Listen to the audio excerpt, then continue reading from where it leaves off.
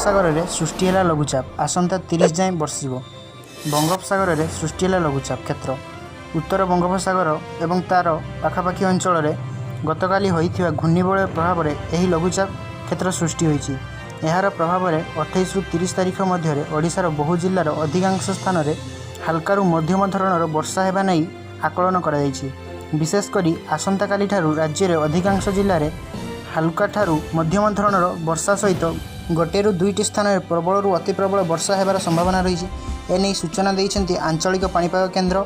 आसंता 4 दिन राज्य में विभिन्न जिलापाई येलो वार्निंग जारी करा जायछि। आसंता काली सकाळ 8:30 पर्यंत सुंदरगढ़, केन्दुझर, मयूरभंज, बालेश्वर, जाजपुर और भद्रक जिलापाई येलो वार्निंग जारी करा जायछि। एही सबु जिलार गोटे दुईटी स्थान में प्रबल वर्षा हो पारे। सेपटे प्रबल वर्षा जो दिल्ली में जनजीवन प्रभावित होइछि। गत मंगलवार सकाळु जातीय राजधानी सहर में वर्षा लगी रही। भोरु दिल्ली में कर्नाट पैलेस, धौलाकुआ, कौटिल्य मार्ग में प्रबल वर्षा देखा मिलता। लगाण वर्षा जो विभिन्न अंचल में पानी जमी रही। लाउन बटर मार्ग में बस भितर पशिगला वर्षा पानी। सेहीपरि मथुरा रोड में पानी जमी रही।